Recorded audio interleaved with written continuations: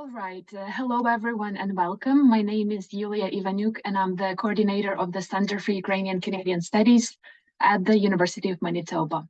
And I'd like to welcome you to the CUC's e-lecture series.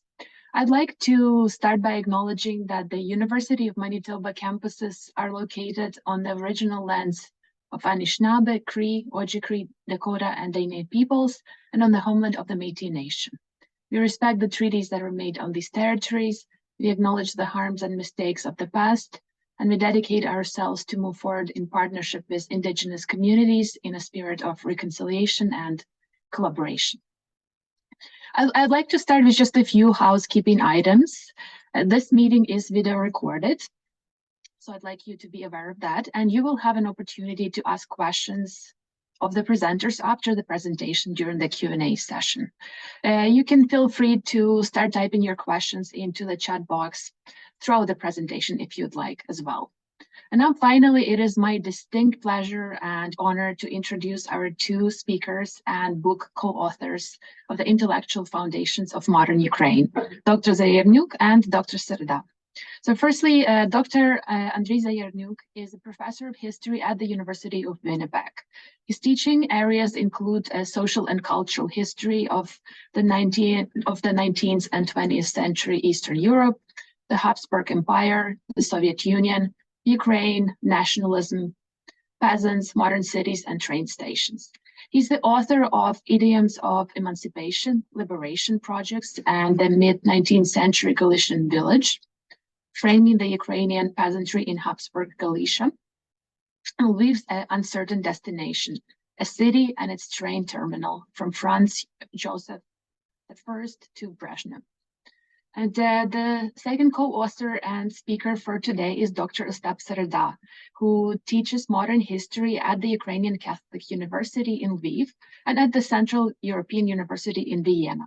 In March 2022, after the Russian invasion of Ukraine, Dr. Sereda became the program director of a transnational academic project, the Invisible University for Ukraine. His publications deal with the political discourses on cultural practices of nationalism in the 19th century Ukraine. His current research project is on the institutional history of Ukrainian studies in North America in the time of the Cold War. Dr. Zayarnyuk, Dr. Sereda, it is a great pleasure to have you here, and the digital floor is all yours. Thank you, Yulia, for organizing this event, and thank you all for joining us today. So we'll start with the physical book itself. You can see the title page on my slide here, and list of contents of the book. It's a very short book, very manageable book, hopefully readable book.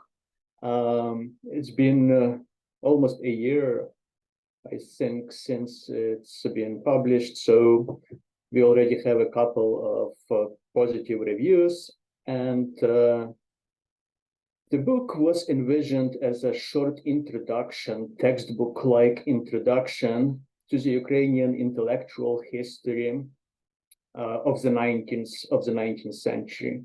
So the book was published after the Russian full-scale invasion of Ukraine, but we worked on it for several years. So we started it,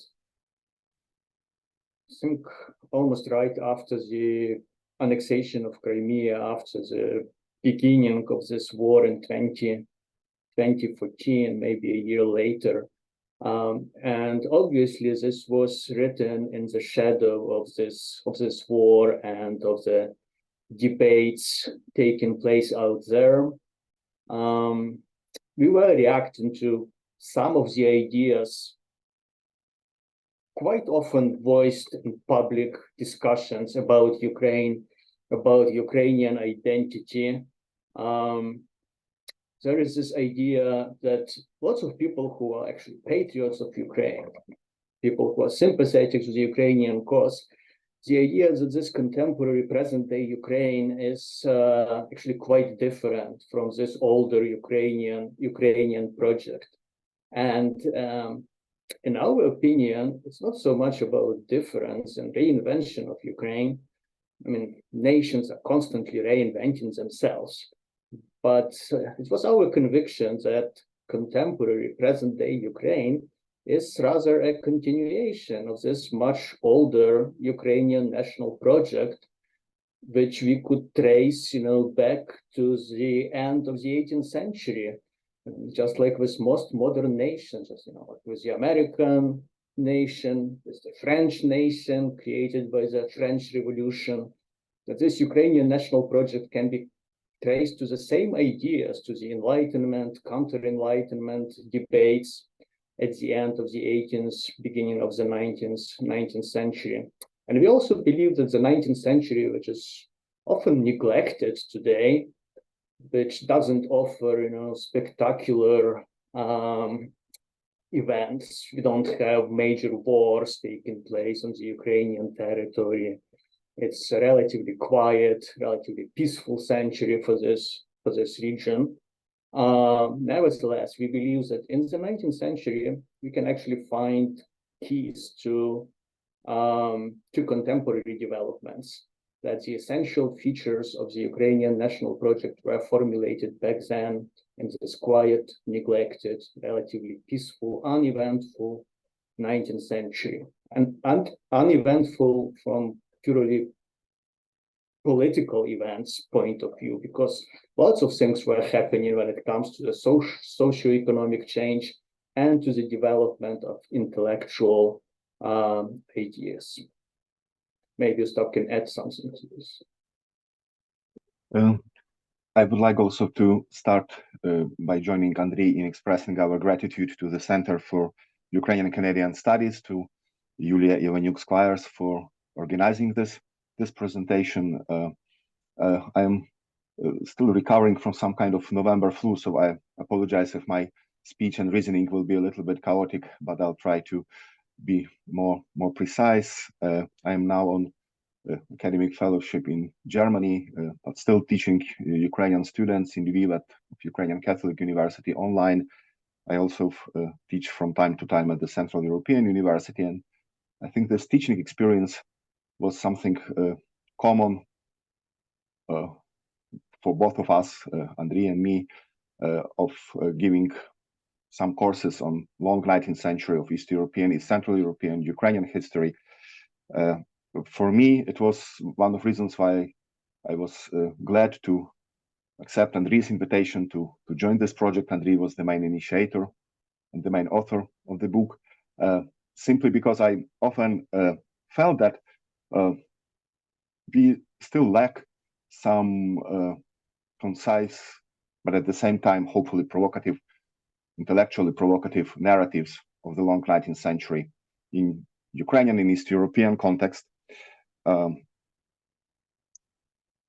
We also lack some kind of intellectual history of national project, of nationalism, of national movement.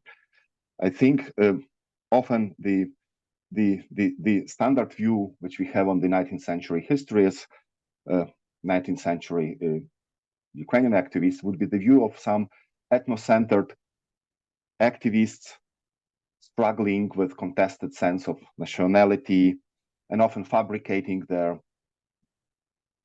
identity, inventing traditions, and so on and so on.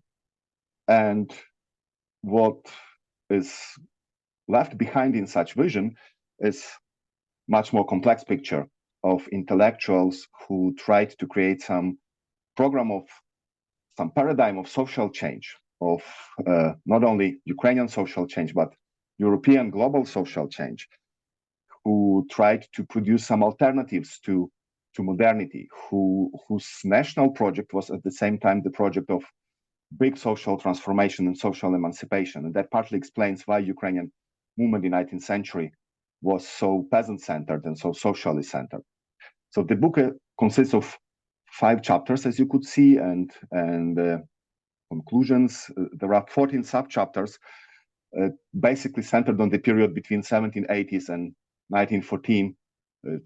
These sub-chapters can be used as basic texts for, say, 14 classes in a course on long 19th century Ukrainian history, but they can also be read as overview of Ukrainian intellectual history of that period.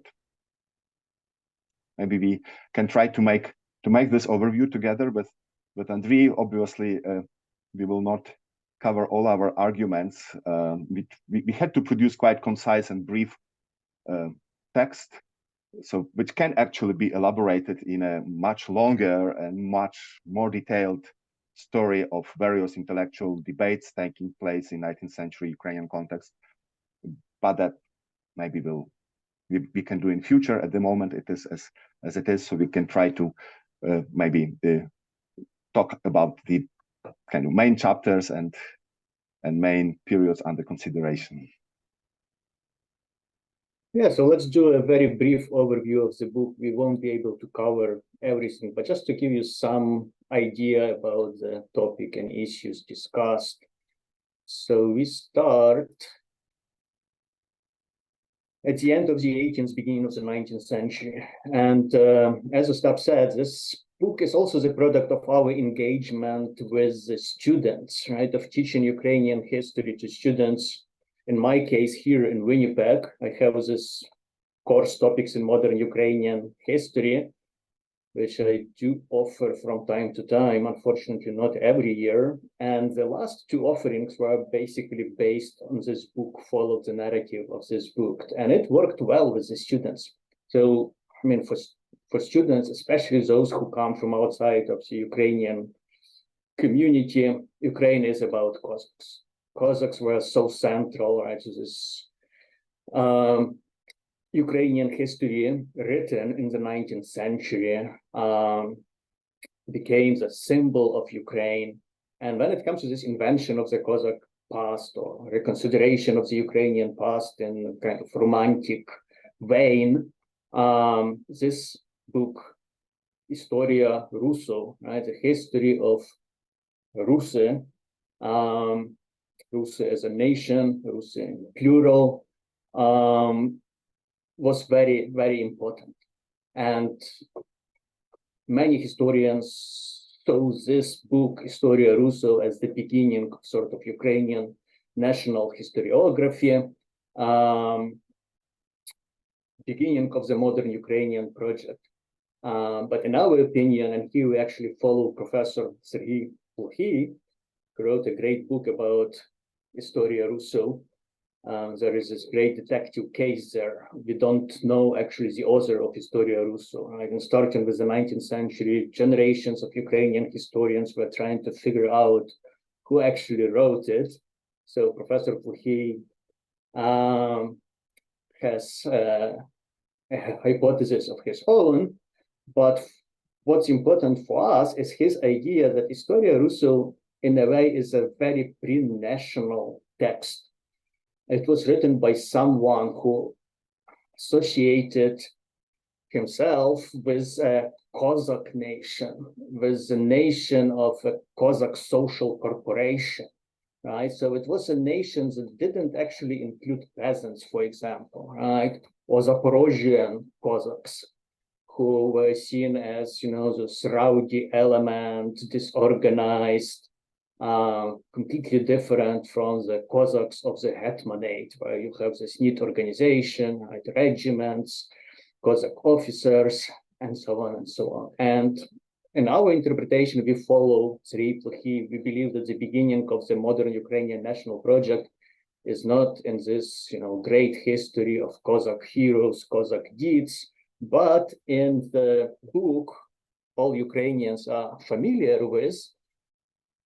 It's Kotlarevsky's travesty of the classical Aeneid, right? Aeneida, which was published in 1798. We know that modern Ukrainian literature written in vernacular Ukrainian, basically the language we Ukrainians today can easily understand. So the book, which is seen as the beginning of the Ukrainian literature, can also be seen as the beginning of the Ukrainian political project, because there is a political program in that book. There is a political vision it's hidden because, you know, you have this very light tone. It's a travesty of a classical poem. You have all those, you know, great, hilarious descriptions of Cossacks eating and drinking. I don't know, they're adventurous. But there is also a vision of a cultural community, of a Ukrainian community, which includes not just the Cossacks of the Hetmanate, but also peasants of the Hetmanate, and Zaporozhians, and the right bank regiments.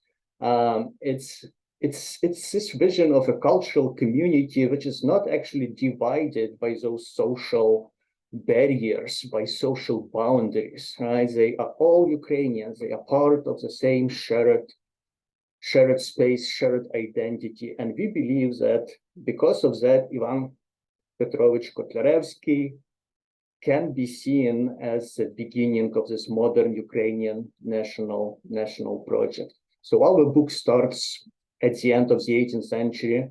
And of course, you also have a great geopolitical transformation happening back then.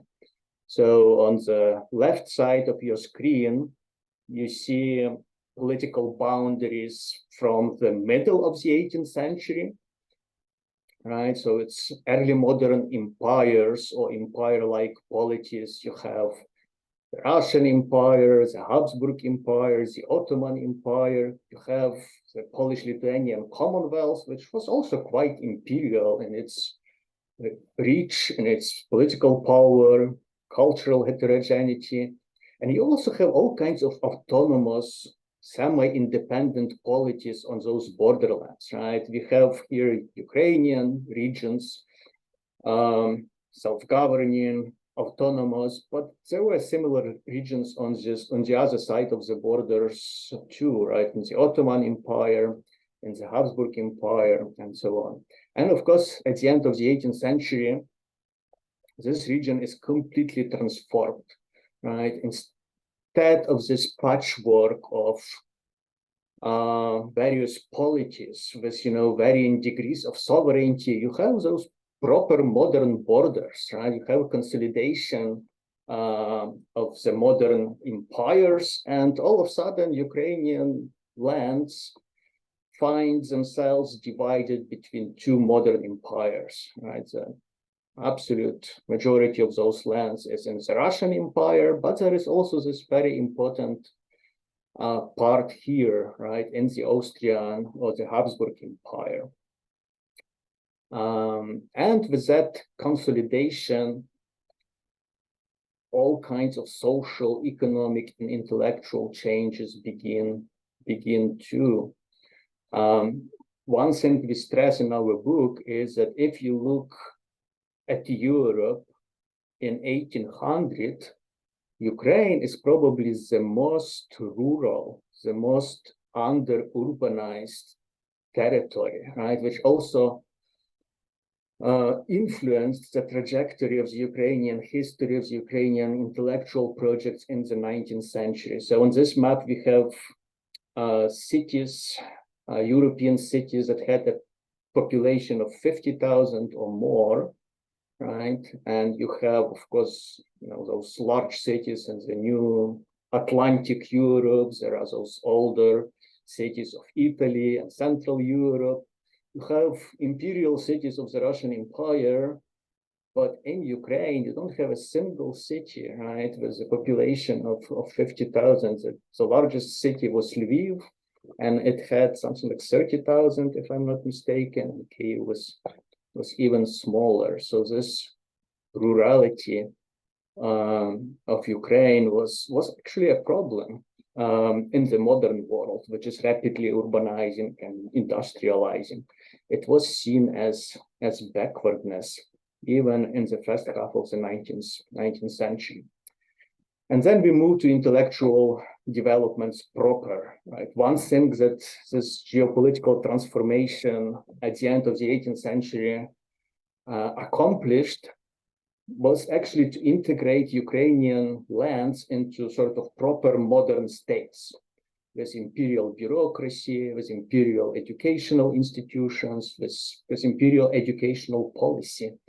And those empires establish universities, right? Modern universities. Of course, there were pre-modern or early modern academies, colleges in Kyiv and Lviv before, but if you search for a modern university, they begin, in Lviv at the end of the 18th century, and you have the Kharkiv University, Kyiv University. And those universities, they change the intellectual landscape of the region, right? You have a new social group, the intelligentsia, right? Professional intellectuals. Those universities employ faculty from Central Europe very often. You have this very visible German imprint on the intellectual life of the region.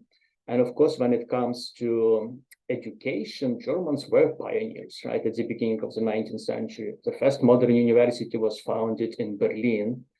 And, if you look at North American university, British universities, eventually they copied this German model, right, of a modern research university. And those Ukrainian universities of the 19th century, they were also based on this German model. And when it comes to social sciences and humanities, they were influenced by German thinkers. With the Ukrainian national project for reflection on the Ukrainian national identity, this German philosopher, thinker, Johann Gottfried Herder, was of crucial importance. Because his ideas basically legitimized this Ukrainian project, the project of a stateless nation, right? There is no Ukrainian state, but Herder argued that cultures, even if they don't have states of their own, they still have value, not just, as curiosities, as just, the way humanity is divided, but as a special point of view, special position in the world, right, which provides people with a unique understanding of the world, of themselves. Key to his definition of culture was language, which also appealed to the Ukrainian intellectuals. And if you look at the first Ukrainian national intellectuals from the first half of the 19th century, they all appropriate Herder's ideas in one way or another. And of course, it's not just Ukrainians. Herder was very influential all over Europe, even in nations which were much better established and had states. France is a good example, right? There was French historian Jules Michelet, who was absolutely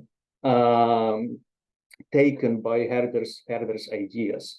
And he tries to write, a new kind of the history of France, the history in which people and not monarchs, right? Not the state would be a central actor, central character.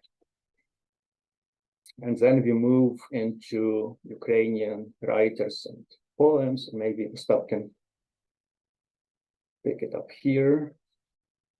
Yes, so we deal with the period when Ukrainian language is still not the language of high society, still usually not the language of academic scholarly publications, but it's exactly how we deal with the Ukrainian national discourse. The community of this discourse is, in the long 19th century, always bigger than Ukrainian speech community.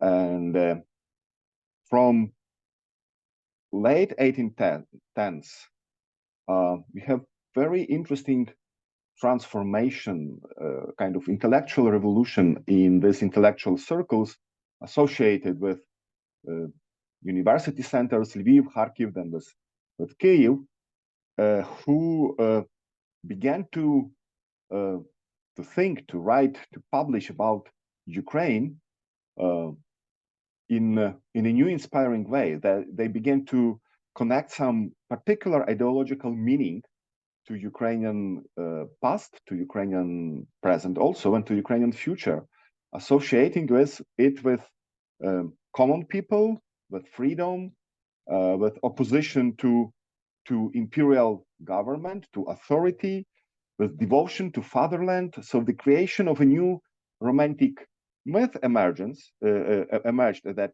happened at that time. But it was important that it was not just kind of a Ukrainian version of national romanticism, where like preference would be given just to ethnic tradition or just to kind of nativist values. It's still very much universalist vision. It's still at that time, and that's important for the 19th century, that this particular Ukrainian tradition, peasant tradition, is seen as a repository of specific values that are lost, that are forgotten, lost in European development. So by studying Ukrainian past, by studying peasant culture, intellectuals hope to find some important elements of society, this ideal community of shared culture, that might serve as a basis for general change, for general regeneration of the world. This is utopian, one could call Slavophile, but also Ukrainophile idea of that time. But that is typical for the age of Romanticism. The thinking about this phase of human development is something that informs all this ethnographic, folkloristic, history-centered activities. And we see here Ismail Sreznevsky, also Budyansky, who are representing the Slavophile circles of the 1830s, of the later period, those who kind of introduced Ukrainian material through Slavic studies into university classrooms. But they were also important because they centered this romantic vision of possibility of alternative on Ukrainian cultural material, on Ukrainian past, on Ukrainian community. And that was different from the vision of Russian peasant community, Община. That was about another kind of core Slavic land, which emerged as important in the Slavophile imagination. From the 1830s, we have a very important role of Ukrainian school in both Russian and Polish literatures. So this Ukraine-centered thinking is also an important factor in Polish and Russian intellectual traditions. We can see here Vernegora, who is a prominent figure in Julius Slovatsky's poetic imagination. We see this figure of Kobzar, of somebody who is kind of connecting the present with the past, and who exactly can be the source of important cultural system, the source for understanding important cultural system, kind of alternative to what is considered to be a problematic modernity at that time.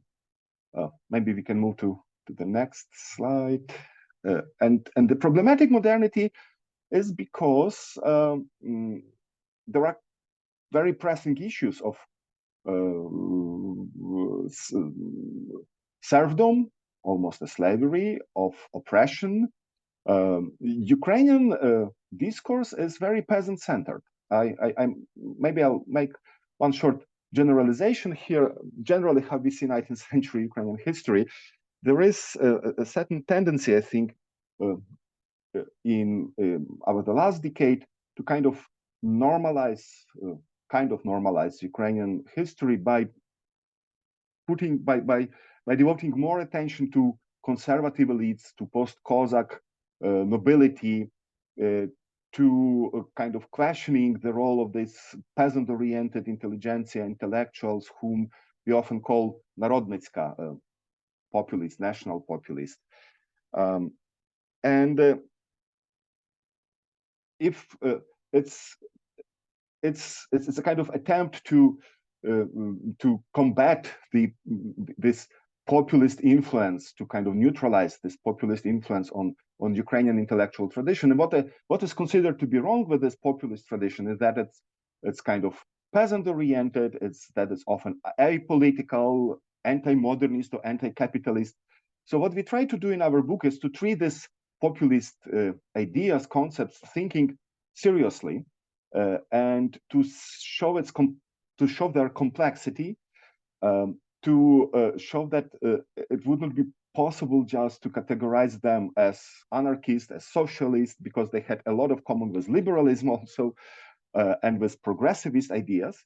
And specifically, they react to the challenges of social system. So not all Ukrainian peasants were serfs, of course, in the first half of the 19th century. Depending on different regions, the portion was different, but a significant part, 1/3 up to 1/2 of peasants were serfed, and that created this kind of clash with intellectual clash with the modernization of the 19th century, the situation where the peasants were treated like slaves. That also maybe is connected to a problematic and also interesting question of, can we see Ukrainian 19th century history in kind of post-colonial, anti-colonial light, right? Can we see imperial policies as colonial policies? And if you look on that quote that we have here from Russian traveler Dolgorukov, to some extent, this quote kind of reinforces this anti-colonial criticism of the position and place of Ukrainian society in Russian imperial system in the 19th century, because he is, by this comparison, kind of reproducing exactly the European colonial views by projecting them on Ukrainian society. But at the same time, we tried to show in our book that that it's still a specific case, that Ukrainian case is still a specific case, which does not correspond directly to the conceptual framework of anti-colonialism. Maybe we can talk about this later, at some later point. Maybe we move further. So in 1940s, Kyiv as a university center is becoming a new center of Ukrainian intellectual and cultural life.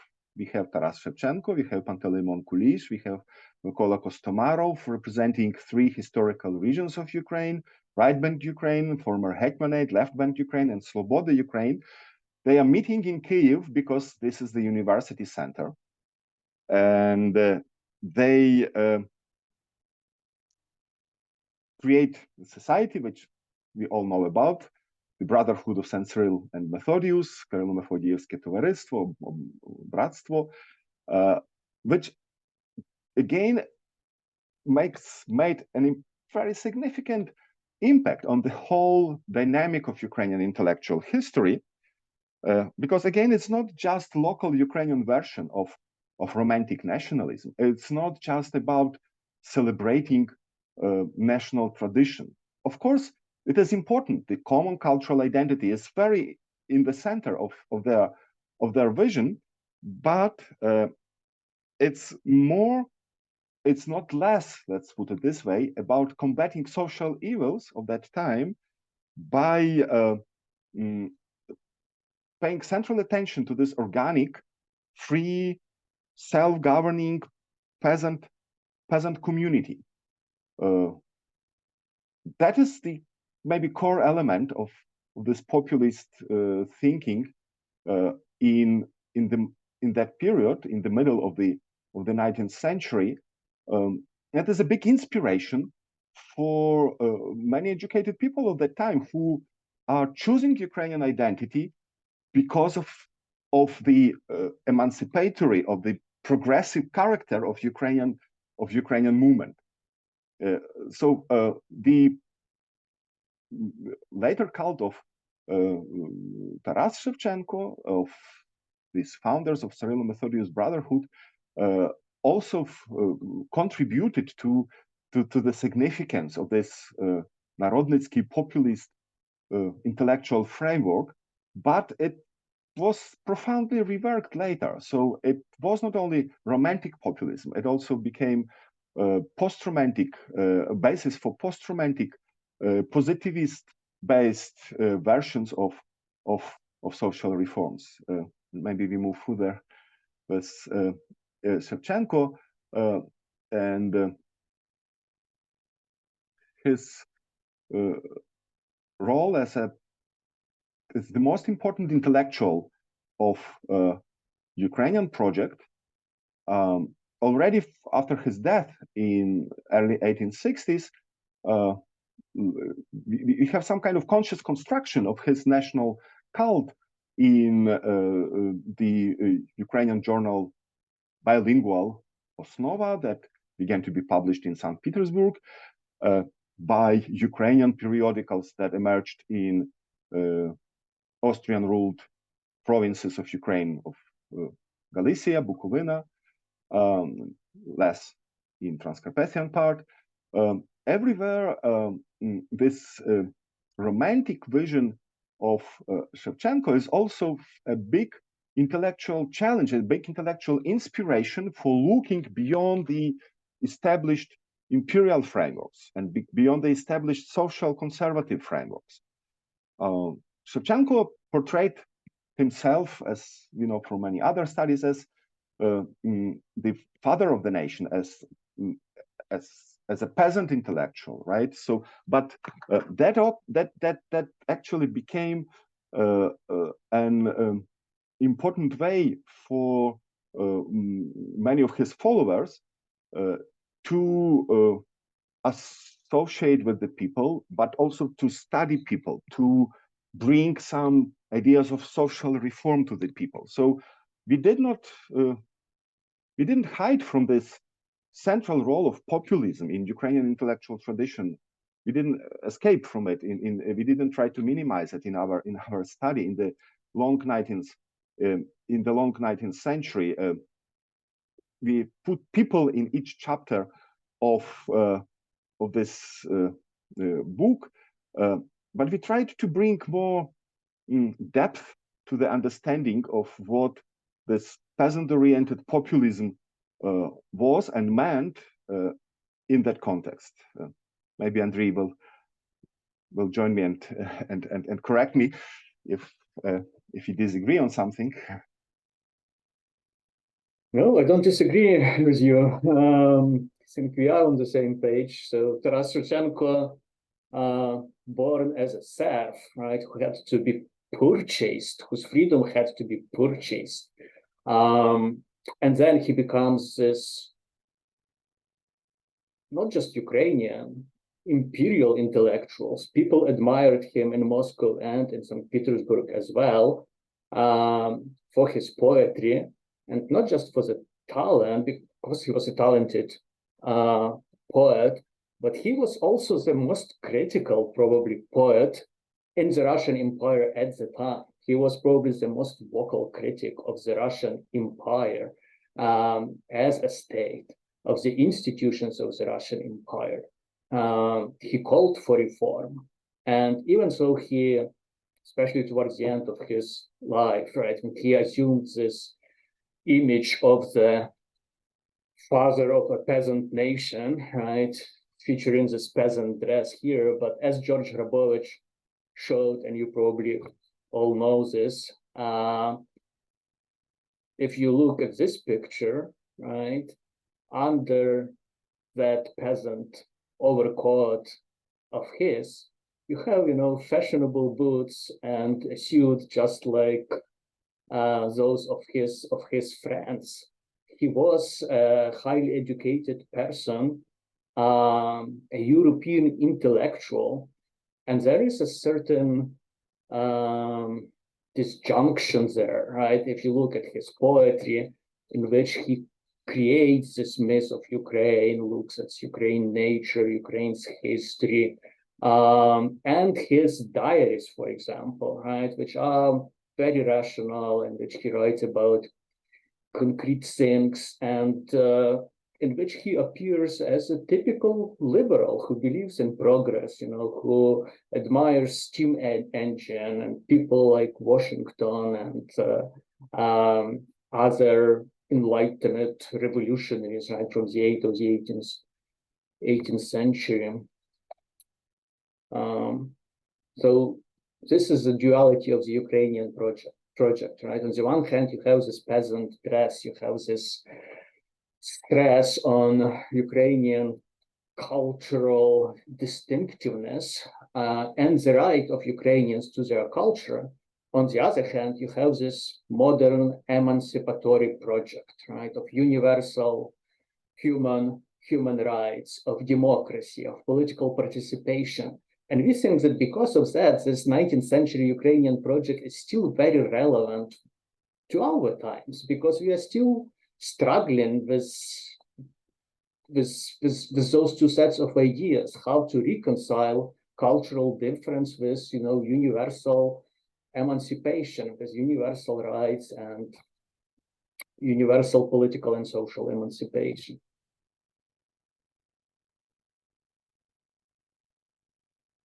We also talk about Galicia, right? This Austrian part of Ukraine in the 19th century, which was in many ways very different from the Ukraine of the Russian Empire, in the Russian Empire. So a very interesting thing about Galicia is that you have the religious divide.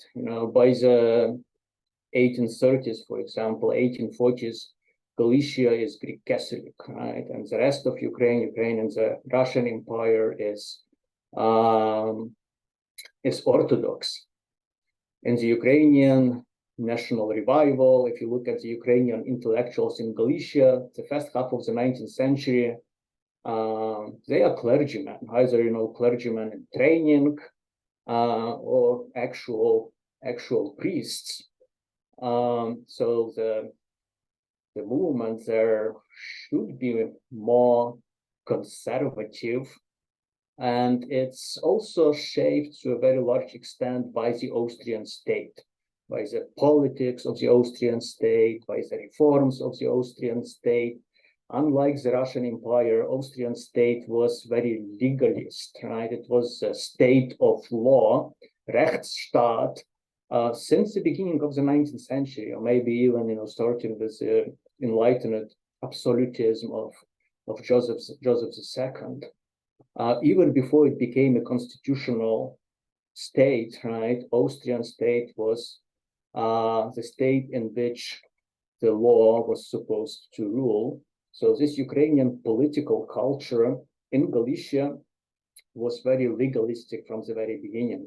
And as a part of the Austrian Empire, Ukrainians in Galicia participated in this all-European revolution of 1848.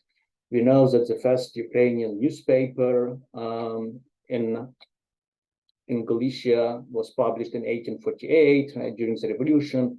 You have the first political organization, the main Ruthenian Council. So on this slide, you actually see one of the sessions of the main Ruthenian Council, and you can see how this institution is actually dominated by the clergy, right?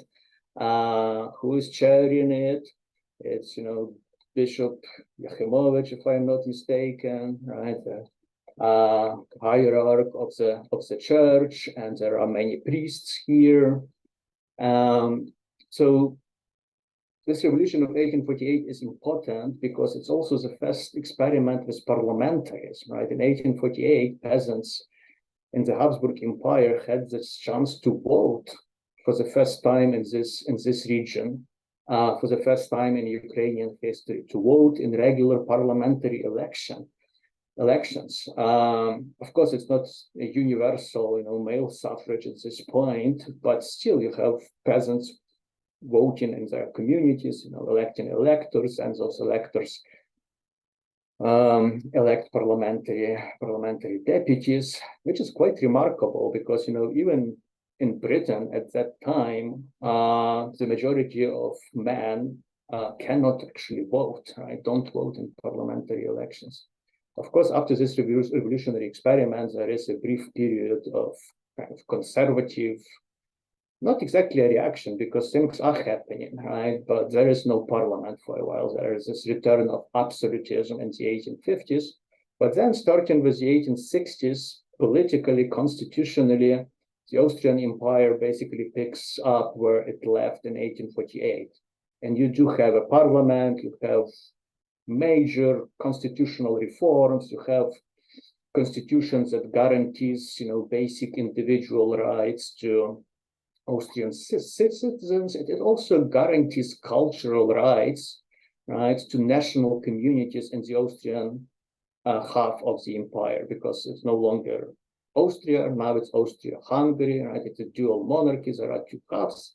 But in the Austrian half of the empire, Ukrainians collectively, right, as a national community, they also enjoy rights to cultural development, cultural self-expression, right? It's actually in the Austrian constitution and those fundamental laws of the Austrian Empire.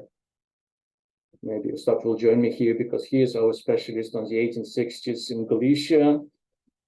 I'll just add two things. One, what is very important, that from the late 1860s, Taras Shevchenko is part of school textbooks of state gymnasia textbooks, and new textbooks on Ukrainian literature that also include overview of Ukrainian history are taught regularly to students of Ukrainian gymnasia and also to students in non-Ukrainian gymnasia. So we all know that the arrangement was not favorable to Galician Ruthenians, Ukrainians, and in the dual monarchy, that there was a Polish dominance, the dominance of Polish conservative elites in Galicia, that it created basis for a rather long Ukrainian-Polish political conflict, and that Ukrainian leaders in Galicia were not satisfied with the political arrangements. They tried to achieve new type of compromise with Vienna, with Polish elites in Galicia, and they were quite successful in that. But in spite of this rather picture of political oppression of Ukrainians in Galicia, several important things are often overlooked, and some of them already mentioned by Andriy.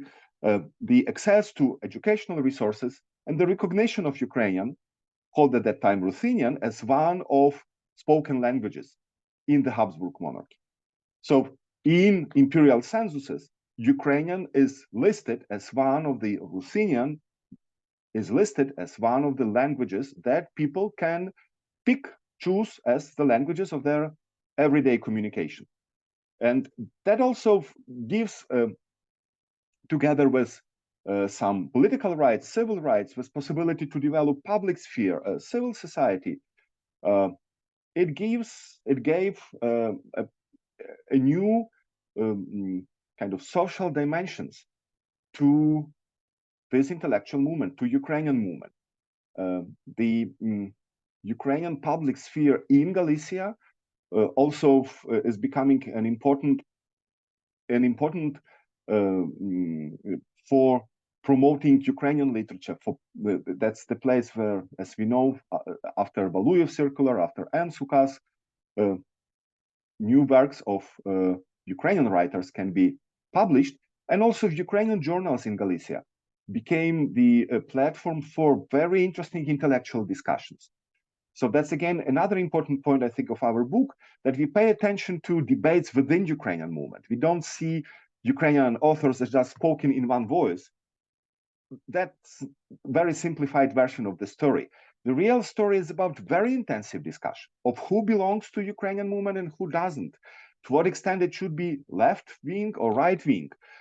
This whole discussion intensified from the 1870s and became possible exactly because of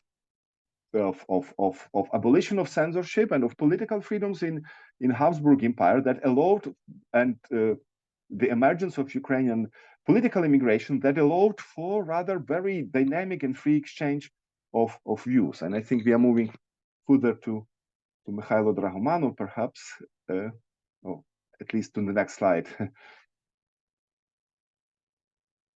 We'll have maps, but we are running out of time, so maybe just a couple of ideas about what's happening in the rest of the book, and then we'll move to questions and discussion.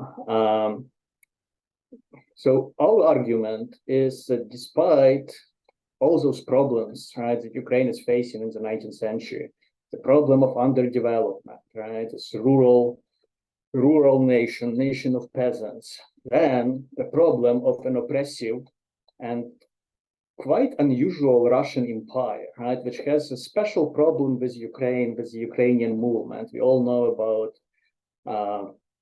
Valuyev's circular and MSUK's, right, when publications in Ukrainian are banned because they are seen as a danger, right, to the Russian Empire, just, basically innocent books simply because of their language are seen as a threat in this state. And you also know that the Russian Empire didn't have a constitution, right? Didn't have a parliament until 1905. So all of this, of course, made the development of the Ukrainian national movement in the Russian Empire quite difficult. But we would argue that despite all of this, Ukrainian movement is actually quite successful. And it's not that different from other European nations at the time. Already in the middle of the 19th century, definitely by the 1860s, you have this map of Ukraine, which we immediately recognize as, Ukraine today. It's ethnographic territory, right, of Ukrainian people, and placing it on a map, identifying it as a Ukraine, is actually a huge step forward, right? One map is more eloquent than, hundreds of volumes which people don't read, right? But when they look at this map, they realize that there must be something like that. There must be a single country, right, Ukraine. And this middle of the 19th century Ukraine is actually much closer in its shape to present-day Ukraine than, let's say, Germany. I also have this, map of Germany from the middle of the 19th century, which includes Bohemia, right? It's not just Austria, but also present-day Slovenia, parts of Croatia, right? This is the Germany of German patriots, of German nationalists from the middle of the 19th century. And it's very different, right? Its boundaries are not the boundaries of present-day Germany. If you look at, present-day Ukraine and Ukrainian territory as represented on that map from the 1860s, there is actually much greater similarity, right, in the Ukrainian case and in the case of Germany. But if we move forward, we have Dragomanov, probably again, all of you heard about him, an anarchist and a liberal simultaneously, right, socialist, progressivist, but not just a politician. He was also a scholar, an ethnographer, a historian, one of those social sciences and humanities polymaths at the end of the 19th century. And he is very important not just for our book, but also for the politics of the Ukrainian movement at the end of the 19th, beginning of the 20th century. We know that in present-day debates, in the debates of the last 10 or 20 years, Ukrainian nationalism is usually represented as this xenophobic, right-wing, intolerant. The truth is that this end of 19th, beginning of the 20th century Ukrainian nationalism was actually very radical, was very progressivist, was socialist, actually, in most cases. So we stress that, and we use Dragomanov to explain that confluence of social emancipation and Ukrainian national project at the end of the 19th, beginning of the 20th century.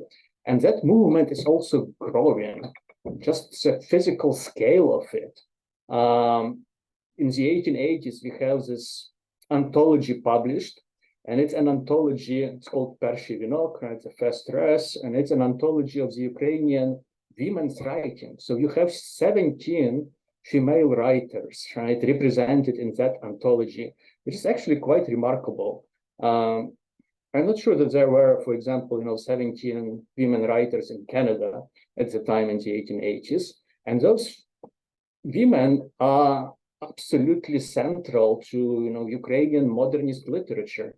We all know the story of Lesya Ukrainka, of Olga Kobylanska, from people who study literature.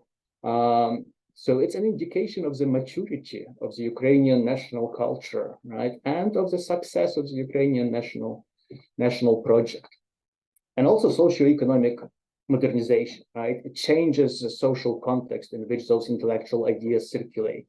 So by the beginning of the 20th century, you do have large modern urban centers. You do have industrialization. And with those large cities, a new type of life comes to Ukraine, because life in those modern urban centers is actually very different from the life in countryside, right? Those cities are hubs of not just economic life, but also of cultural life, of politics, and of mass culture, right? In places like Lviv and Kyiv, the Ukrainian movement is trying to leave this ghetto, right, of intellectuals and peasants, and is trying to create modern mass culture that would appeal to an urban dweller too. And finally, the 1917, once those empires collapse, first the Russian, then the Habsburg, once you have the Ukrainian Revolution or Ukrainian revolutions, you cannot actually understand them without the 19th century, right? They do open something different. They do open the 20th century. We have this last chapter, sort of postscriptum and epilogue, in which we trace how those 19th century ideas are still present, right, in the Ukrainian history throughout the 20th century, and even today at the beginning of the 21st. But the Ukrainian Revolution of 1917, 1918 in particular, right, politics of it, shape of the Ukrainian movement, you cannot understand it without this 19th century intellectual history, right? The 19th century created it. So those revolutions, to a large extent, were basically the culmination of those intellectual developments of the long 19th century, right, from the French Revolution and to World War I. Well, I suggest that we stop here and take questions, comments, and maybe we can have a discussion. Well, that's excellent, Dr. Zayarnyuk and Dr. Sereda. Thank you so much for this phenomenal presentation. And to the audience, if you have not had a chance, please make sure to read this intellectually stimulating account of Ukraine's historic nation building, which provides a nuanced outlook on the history of Ukraine. And I'd also say provides hundreds of arguments countering Vladimir Putin's vision of Ukraine and the so-called historic justifications for the war. So now I'd like to open the floor for discussion. So feel free to raise your hand if you'd like to ask your question in person, or you can also type your question into the chat box if you wish as well. So while you're thinking, I was hoping to start with the question that I was pondering about. The question that you have almost gotten to in your presentation regarding Ukrainian statehood that was briefly realized during the post-World War I revolutionary era. And we know that during that time, we have witnessed the establishment of, well, at least 4 Ukrainian states under 5 different regimes.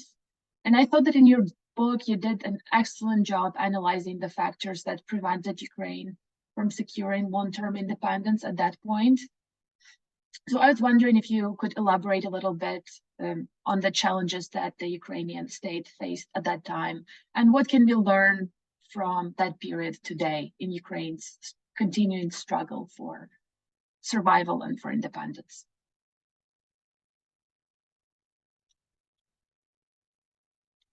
Sorry, could you hear me, or was there a sound problem again? No, I could hear. Can you hear me? Yes, can hear you loud and clear. Yeah, so we discuss the Ukrainian Revolution as part of this epilogue, right? It's not actually part of the story we tell in the book. The historiographic debates about the revolution, they look like this. There was a tendency among Ukrainians to blame themselves, right, for this failure to secure an independent nation state. Because we all know what happened, right? You have Ukrainian People's Republics and Ukrainian state, Ukrainian People's Republic again, Western Ukrainian People's Republic, they join in Ukrainian People's Republic, and then the republic is crushed, right? So at the end of the wars on this territory by 1921, let's say, what we have there is just the Ukrainian Soviet Socialist Republic, which is not really a state, right? Kind of autonomous structure within this new Bolshevik state created that would become the Soviet Union. So historians normally blamed the weakness of the Ukrainian national movement, right? Sometimes they would explain it through the political and social structures of the Russian Empire, right? We all know that on that territory, the movement couldn't actually build some lasting, grassroots institutions and communities, simply because it was not allowed to, right? In the Russian Empire, there is no mandatory elementary education. Its majority of peasants are still illiterate at this point. So it's actually hard to communicate with them for institutions, for political parties, for the movement.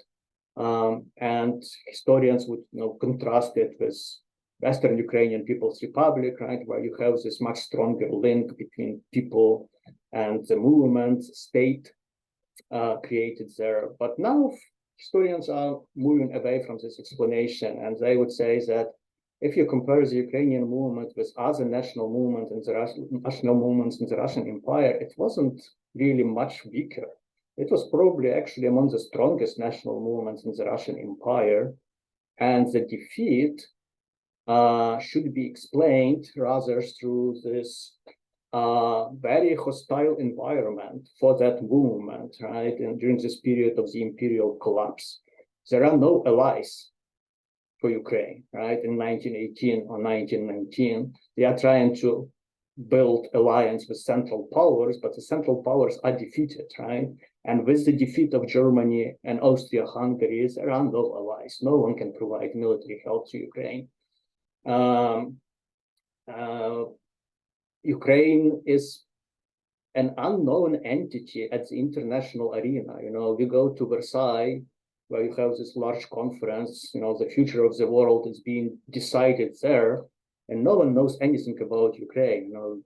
They listen to the Polish delegation, which says, oh, those Ukrainians, they are just Bolsheviks, it's just a kind of national variation of Bolshevik virus, and that was a real problem. So, if you compare the situation in 1918, 1919 to the situation Ukraine finds itself today is definitely a better,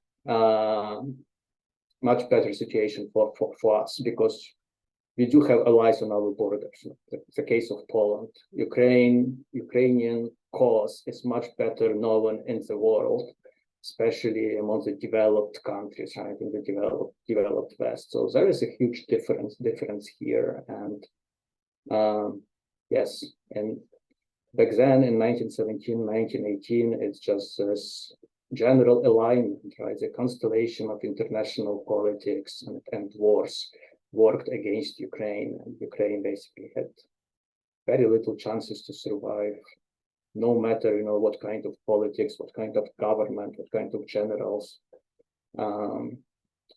we would have there. Maybe I'll just add one point. Again, it's not necessarily that we agree on everything with Andriy. Also, we know each other for 30 years, but many things we still see differently. But I think we would agree here that one of main questions is perhaps, should we blame this? Should we see the reason for the failure of Ukrainian struggle for independence and revolution in this long-lasting populism, in this long-lasting importance of ideas of social reform?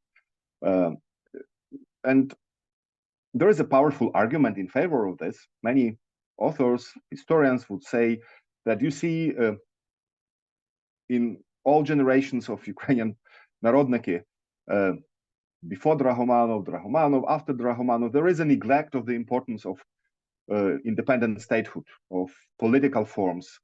They are preoccupied with social work and with federal systems, and they don't pay enough attention to building army, to building state apparatus, and that is one of the reasons why Ukrainian attempt to build independent nation state failed. And of course, this is very paradigmatic for the 20th century, the failure of that there is no Ukrainian nation state in the 1920s. It influenced not only Ukrainian, one could say, European and East European history in general. But what we tried also to show in our book is some, I think, alternative tendency, other tendency is that actually Ukrainian activists were quite successful in mobilizing mass support, exactly due to this confluence of social and national ideas. Ukrainian activists actually won the only more or less free elections in 1917 in Ukraine when there were elections to Constituent Assembly. It's analyzed by other historians, but we use this data to show that actually across Ukraine, if we talk about Ukrainian regions that used to be part of Russian Empire, Ukrainian activist politicians got the highest support in countryside. The city was a challenge, of course, because Ukrainians were in minority in cities. But again, for some moments, Ukrainian movement was dominant in the cities. And we cannot call cities in Ukraine at that time as Russian cities or kind of simply as Russian cities. They are quite ambivalent metropolises. Also, the Russian is predominantly the language of communication in the cities, but this explosion of urban growth at the beginning of the 20th century also was used by Ukrainian activists. They have press organs, they have structures, even under the conditions of Russian Empire, in these main centers in Ukraine, in Russian-controlled Ukraine at that time. So it's, I think, one of the most important questions for Ukrainian historians to explain the reasons for the failure of attempts to establish Ukrainian state independence after the collapse of Russian and Austro-Hungarian empires. But obviously the answer is not simple, and it's very much dependent, as Andriy explained, I here agree with him, simply on very unfavorable international situation, let's put it, and military situation. Thank you so much for these two excellent answers and for addressing both the international dimensions and the domestic ones. I can see Dr. Hamadova has a question. You should be able to unmute yourself. Hi, everyone. I have one question. Do you agree that the formation of the Ukrainian elite took place much earlier than the 19th century? Because it was connected with the Kyiv-Mohyla Academy, which founded long before the 19th century. Thanks in advance.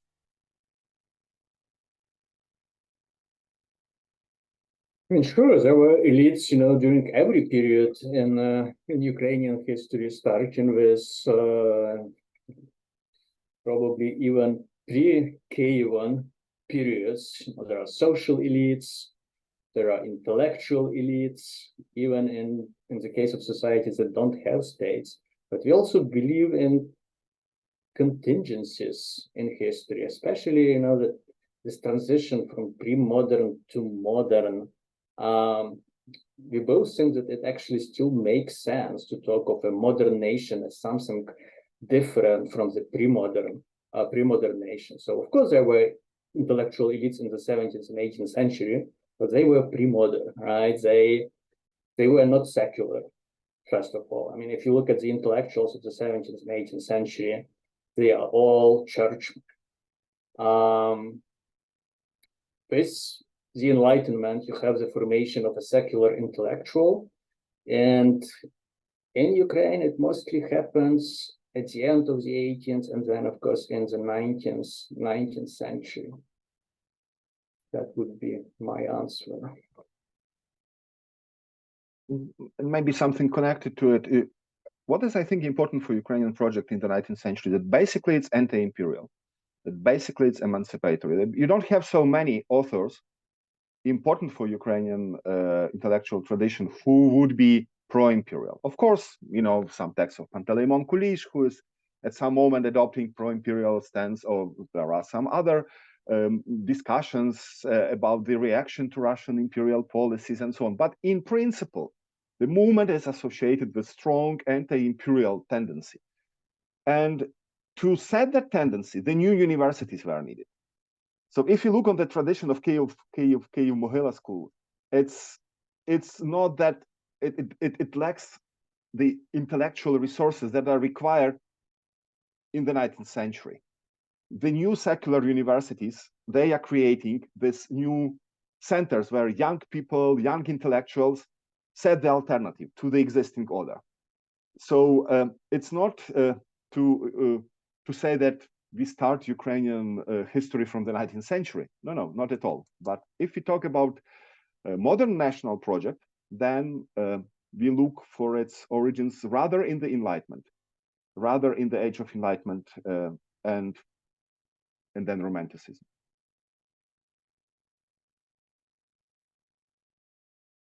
Thank you. We know that the book also addressed both some collaborative efforts and complexities in relationships between the Jewish, the Polish, the Ukrainian communities. I was wondering if you could highlight some of the main intellectual ideas and some of the lessons learned from those times.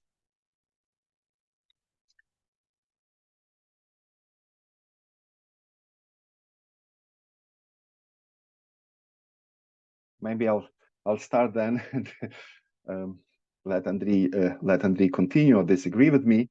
I guess the dynamic of Ukrainian Polish, Ukrainian Russian, Ukrainian Jewish intellectual relations, entanglements, is sometimes very interesting and surprising in the long 19th century. And if you look closer at it, it goes against the established stereotypes, many established and many anti-Ukrainian established stereotypes. If you look at the beginning of the 20th century, we actually see many cases of Ukrainian Jewish political cooperation.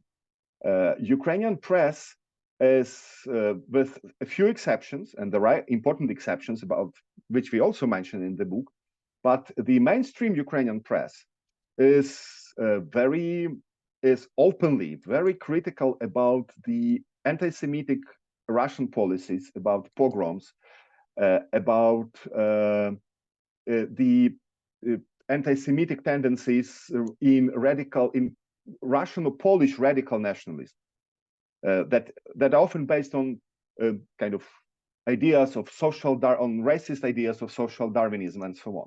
So the Ukrainian movement is rather, in spite of all the image of it, which was then constructed in the 20th century, is rather promoting very progressivist and emancipatory ideas at that moment. And that is, if you look more into ideas, I don't know, Mikhailo Hrushevsky, if you look more into those who are to the left and even to the right to him, they try to create very inclusive, actually, concept of Ukraine. We don't have main prominence of this new type of integral nationalism in Ukrainian case prior to the First World War.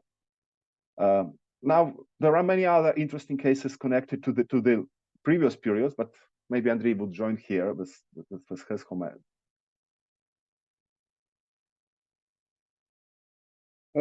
I mean, yes, I agree with Ostap. So there are tensions, obviously. There are tensions between the Ukrainian national project and Jewish movements, because there is no single, Jewish national movement. There are parties that argue in favor of Jewish assimilation, right, into Russian culture, for example, German culture, Polish, and eventually there would be Jewish nationalism as well.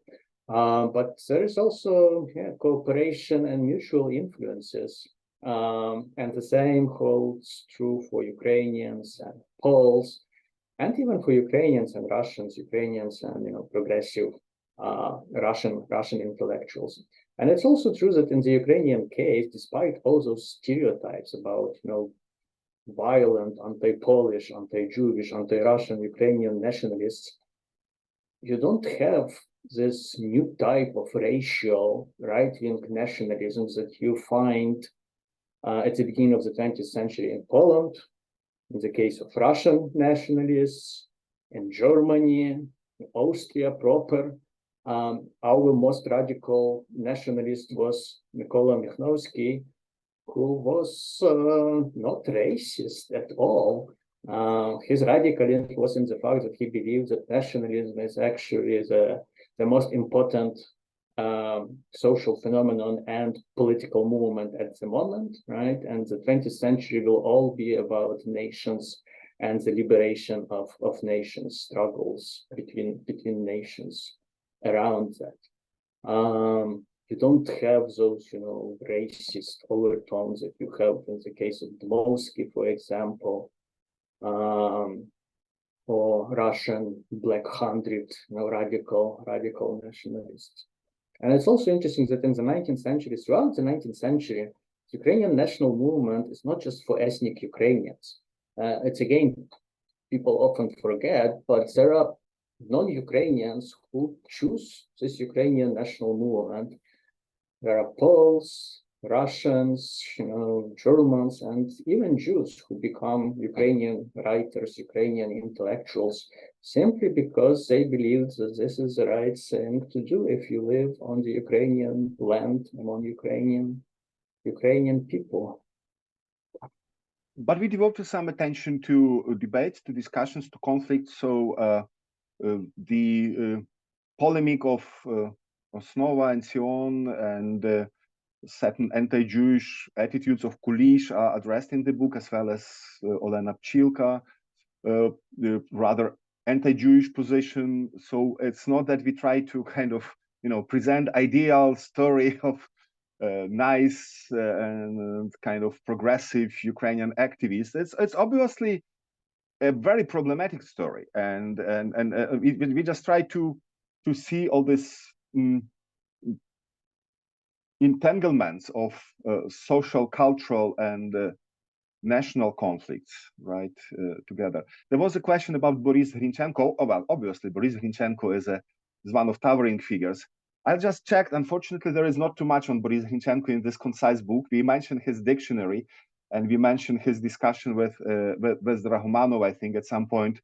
And as I said, well, Hrinchenko is interesting for intellectual debates and with Ivan Franko and with others. So if we at some point decide to extend the book into big, longer monograph, then obviously Hrinchenko as very interesting author and polemist at that period would be much more present. But actually, there are only a few mentioning about him in this version.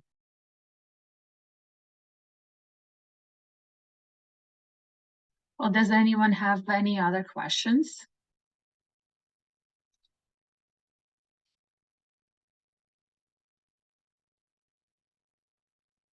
Well, then at this point, I would like to thank our presenters and our two doctors, Dr. Zayarnyuk and Dr. Sereda, for being here with us today and for this extremely intellectually stimulating discussion and the Q&A period. It was such a pleasure to hear from you and to read the book. It is a great contribution to the field.